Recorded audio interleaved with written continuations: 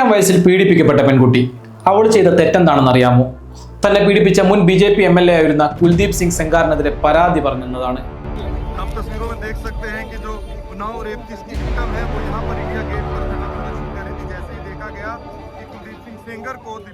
നീതി കിട്ടാത്തതിൽ പ്രതിഷേധിച്ച് മുഖ്യമന്ത്രി യോഗി ആദിത്യനാഥിന്റെ വീടിന് മുന്നിൽ ആത്മഹത്യക്ക് ശ്രമിച്ചെന്നതാണ്.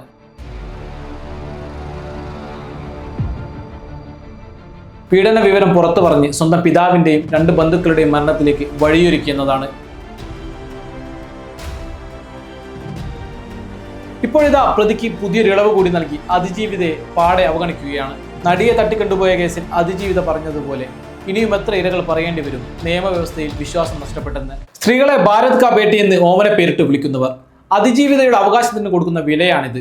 എല്ലാത്തിന്റെയും അവസാനം കഴിഞ്ഞ ദിവസം വീണ്ടും ഞെട്ടിപ്പിക്കുന്ന വിധി പുറപ്പെടുവിച്ചിരിക്കുകയാണ് ഡൽഹി ഹൈക്കോടതി. 2025 ഡിസംബർ 23-ന് സെങ്കാറിന്റെ ജീവപര്യന്ത ശിക്ഷ താൽക്കാലികമായി മരവിപ്പിച്ച് ജാമ്യത്തിൽ വിടും. പെൺകുട്ടിയുടെ വീടിന് 5 കിലോമീറ്റർ പരിധിയിൽ പ്രവേശിക്കരുതെന്ന കർശന ഉപാധിയും കോടതി മുന്നോട്ട് വെച്ചിട്ടുണ്ട്. ഉന്നാവ പീഡന കേസിന് ആസ്പദമായ സംഭവം നടക്കുന്നത് 2017-ലാണ്. ജോലിക്കായി സഹായം തേടിയെത്തിയ പെൺകുട്ടിയെ സെങ്കാർ തടഞ്ഞു വെച്ച് പീഡിപ്പിക്കുകയായിരുന്നു. ഇതിനെതിരെ അതിജീവിത പരാതിയുമായി മുന്നോട്ട് പോയെങ്കിലും പോലീസ് കേസെടുക്കാൻ തയ്യാറായില്ല.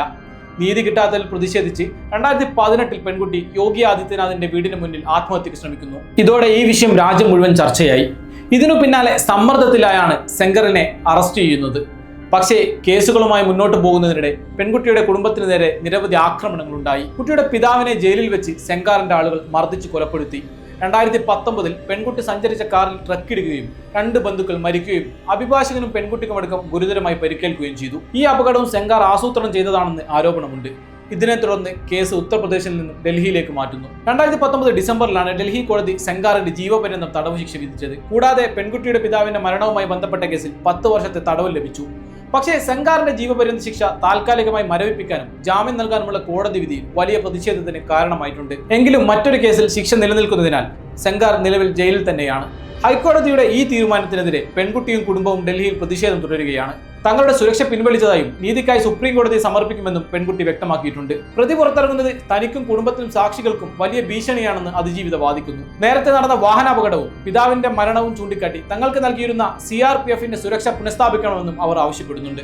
ഇതിൽ CBI എന്ത് നിലപാടെടുക്കുമെന്നത് നിർണായകമാണ്. ഹൈക്കോടതി വിധി ചോദ്യം ചെയ്യാൻ അന്വേഷണ ഏജൻസിയായ CBI തയ്യാറായാൽ അത് സെങ്കാറിന് തിരിച്ചടിയാകും. കൂടാതെ അതിജീവിതയുടെ കുടുംബത്തിന് നൽകിയിരുന്ന സുരക്ഷ പിൻവലിച്ചത് സുപ്രീം കോടതിയുടെ മുൻ ഉത്തരവുകളുടെ ലംഘനമാണോ എന്നും കോടതി പരിശോധിക്കാനിടയുണ്ട്.